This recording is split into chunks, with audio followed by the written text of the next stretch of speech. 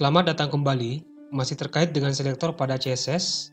Dan untuk video ini kita akan bahas mengenai grup selektor pada CSS.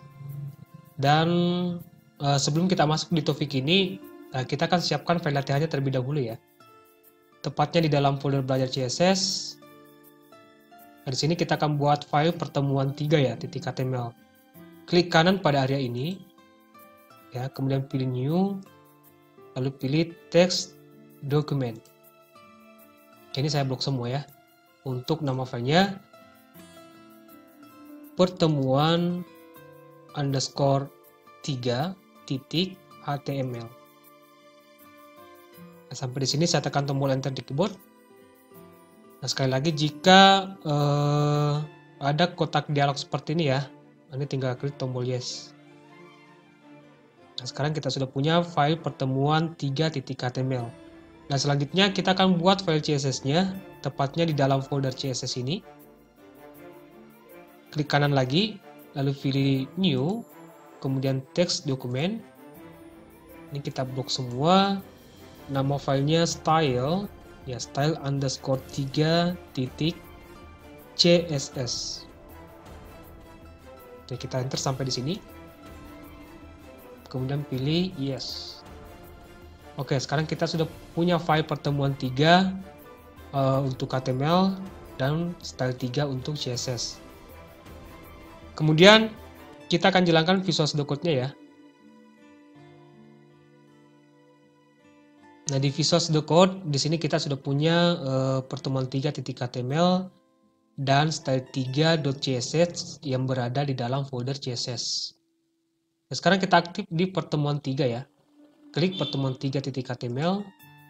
Nah, kita akan buat kerangka dasar dari HTML di sini. Saya enter. Kemudian title-nya saya ganti pertemuan 3. Nah, lalu jangan lupa kita akan hubungkan file HTML pertemuan 3 ya dengan style 3.css. Di sini saya enter satu kali ya, di bawah tag title kita gunakan tag link, lalu tab di keyboard.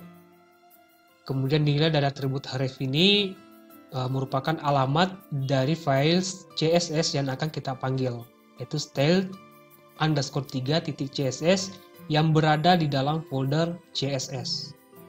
Berarti di sini nilai dari atribut hrefnya folder CSS terlebih dahulu. Nah, ini sudah ada, tinggal klik CSS, kemudian klik style underscore 3.css. Oke, sekarang kedua file ini sudah saling terhubung ya, pertemuan 3 dan style 3. Oke, sekarang kita akan masuk ke topik pembahasan kita mengenai grup selektor pada CSS. Jadi, grup selektor ini hanya merupakan sebuah sebutan untuk cara menggabungkan beberapa selektor ke dalam satu perintah. Ya, ketika kita punya elemen HTML dan akan diberikan style atau properti yang sama, maka kita bisa lakukan grup selektor. Nah, misalnya di sini saya punya tag H2, kemudian di bawahnya saya punya tag P yang merupakan isi dari artikel ini. Saya gunakan lorem, lalu tab di keyboard. Nah, sampai di sini kita akan jalankan file pertemuan 3 terlebih dahulu. Kita kembali ke Windows Explorer, kita cari pertemuan 3.html. Ini dia. Ya, pertemuan 3. Judul artikel kita bungkus dengan tag H2 dan isi dari artikel ini kita bungkus dengan tag P.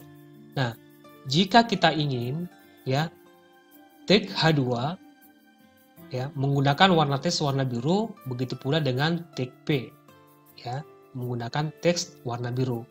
Nah, di CSS ya tepatnya di style 3 kita bisa lakukan seperti ini. H2 ya sebagai selektor CSS-nya, kemudian property color, kemudian nama warnanya ya blue. Nah, sampai di sini saya lihat dulu hasilnya. Nah, maka tag H2 itu akan berubah warna biru.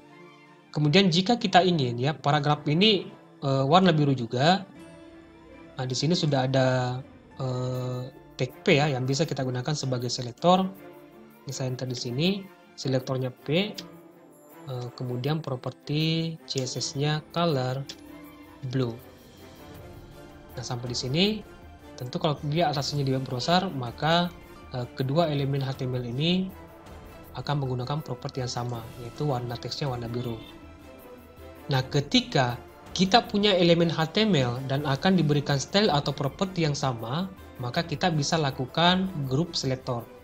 Nah, caranya, yang P ini, ya, karena kita ingin propertinya sama, ini saya hapus, kita bisa lakukan grouping di sini.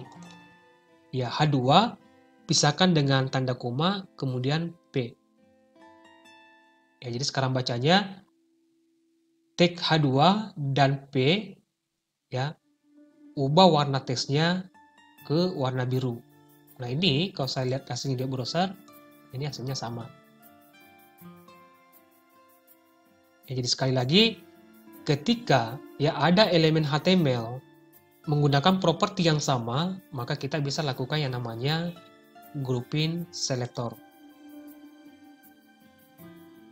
Ya, koma di sini itu bisa kita baca dengan dan ya, H2 dan P. Selain tag selector, ya, kita juga bisa menggabungkan beberapa kelas. Ya, misalnya untuk tag P ini ya, saya tambahkan kelas di sini. Misalnya kelasnya isi artikel. Ya, jadi H2 dan kelas isi artikel. Nah, di CSS-nya sekarang, nah di sini bukan lagi P ya, tapi titik isi artikel. Nah, jika kita lihat hasilnya di web browser, saya refresh, nah maka hasilnya sama ya. Atau untuk selektor H2-nya, ini saya tambahkan kelas juga, kelas judul artikel.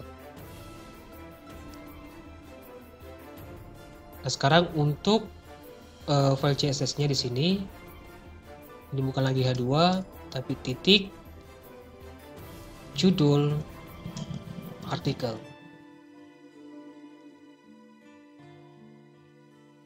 Nah, sekarang bacanya, kelas judul artikel dan kelas isi artikel, ubah warna teksnya ke warna biru. Nah, ini kalau kita lihat hasilnya di web browser, saya refresh. Nah, maka hasilnya sama ketika kita melakukan grouping menggunakan tag selector. Dan kita juga bisa menggunakan lebih dari satu properti di sini. Selain warnanya biru, ada properti CSS namanya text align ya, untuk mengatur posisi teks ini. Center untuk ke tengah. Ya, titik koma. Kemudian saya refresh kembali. Nah, maka semua teks ini akan berada di tengah web browser. Baik, saya rasa cukup untuk video kali ini. Semoga bermanfaat dan sampai jumpa di video berikutnya.